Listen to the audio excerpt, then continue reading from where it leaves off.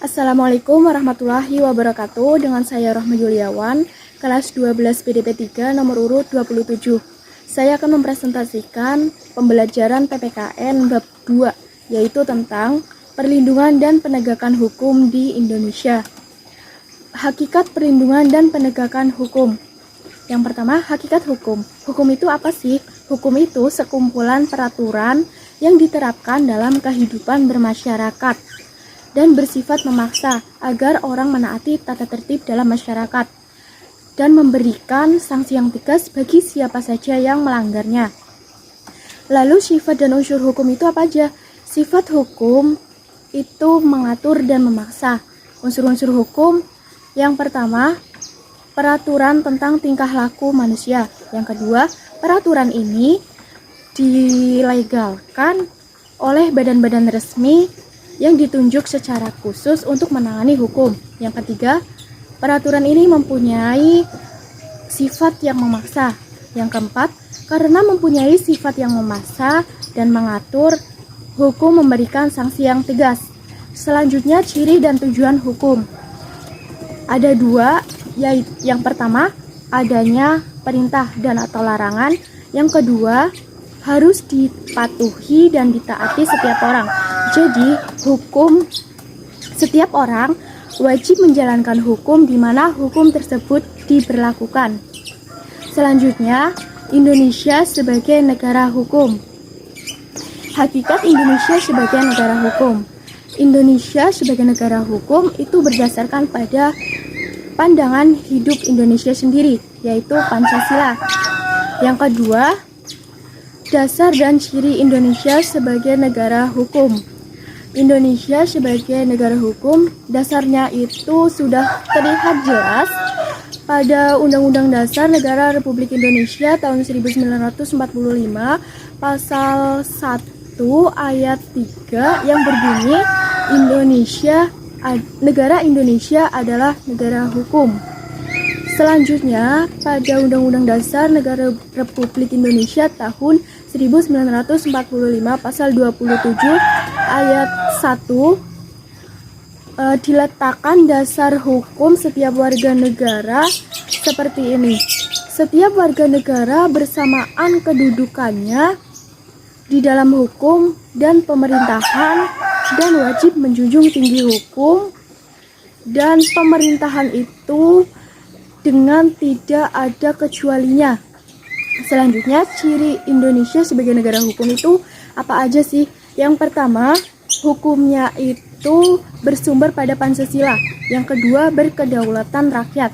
Yang ketiga, pemerintahan berdasarkan atas sistem konstitusi. Yang keempat, persamaan kedudukan di dalam hukum. Yang kelima, kekuatan kehakiman yang bebas dari pengaruh lain. Selanjutnya, perlindungan dan penegakan hukum di Indonesia. Hakikat perlindungan hukum. Perlindungan hukum adalah penyempitan arti dari perlindungan. Dalam hal ini, hanya perlindungannya itu dalam hukum ya. Hakikat penegakan hukum. Hakikat penegakan hukum pada hakikatnya itu merupakan penegakan ide-ide atau konsep-konsep tentang keadilan, kebenaran, kemanfaatan sosial, dan sebagainya. Lalu, perlindungan dan penegakan hukum di Indonesia. Dari dasar perlindungan hukum Indonesia tertera dalam Undang-Undang Dasar 1945. Penegakan hukum sendiri menurut Soedarjo dapat dilaksanakan dalam dua cara berikut. Yang pertama, yaitu upaya preventif. Itu upaya pencegahan hukum sebelum kejahatan. Yang kedua, upaya represif, yaitu pemberantasan setelah kejahatan itu terjadi. Lalu, pentingnya perlindungan dan penegakan hukum itu apa? Yang pertama, terciptanya supremasi hukum. Yang kedua, tegaknya keadilan hukum dalam masyarakat. Yang ketiga, menjamin masyarakat yang tertib. Selanjutnya ada peran lembaga penegak hukum dalam menjamin keadilan dan kedamaian. Ada beberapa lembaga yang berperan, diantaranya yang pertama ada peran Kepolisian Negara Republik Indonesia. Yang kedua ada peran Kejaksaan Negara Republik Indonesia. Yang ketiga ada peran hakim sebagai pelaksana kekuasaan kehakiman. Yang keempat ada peran advokat itu dalam penegakan hukum. Yang kelima ada peran Komisi Pemberantasan Korupsi. Selanjutnya dinamika pelanggaran hukum.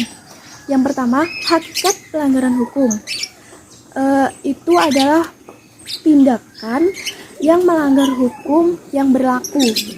Yang kedua, pelanggaran hukum menurut Kitab Undang-Undang Hukum Pidana KHUP itu ada beberapa pelanggaran yang tertulis di buku ketiga. Ada berapa pelanggaran, diantaranya satu, pelanggaran ketertiban umum.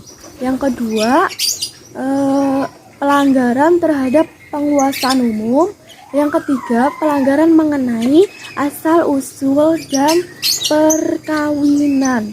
Yang keempat, pelanggaran terhadap orang yang memerlukan pertolongan. Yang kelima, pelanggaran kesusilaan. Yang keenam, pelanggaran jabatan. Itu diantaranya ya teman-teman. Selanjutnya, macam-macam sanksi atas pelanggaran hukum. Dalam pasal 10 KUHP ada dua macam sanksi atas pelanggaran hukum. Yang pertama, pidana pokok. Pidana pokok itu terdiri atas pidana mati, penjara, kurungan, denda, dan juga tutupan. Yang kedua, ada pidana tambahan. Pidana tambahan itu pencabutan hak-hak tertentu. Ya, ada perampasan barang-barang tertentu dan juga pengumuman putusan hakim.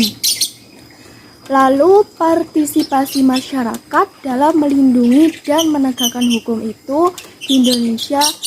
Yang pertama, dasar hukumnya tertulis dalam Undang-Undang Negara Republik Indonesia tahun 1945 pasal 27 ayat 1 yang berbunyi, setiap warga bersamaan kedudukannya di dalam hukum dan pemerintahan dan wajib menjunjung tinggi hukum dan pemerintahan itu dengan tidak ada kecualinya.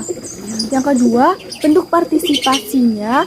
Yang pertama, perlindungan dan penegakan hukum dalam bidang pendidikan, seperti sosialisasi sejak dini mengenai hukum dan peraturan-peraturan di dalamnya.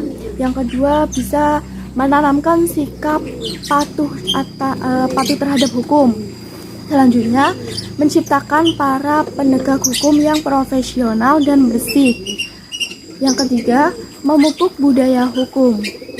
Terima kasih untuk presentasi pembelajaran PPKN bab 2 sampai di sini. Terima kasih, dengan saya Rohmah. Wassalamualaikum warahmatullahi wabarakatuh.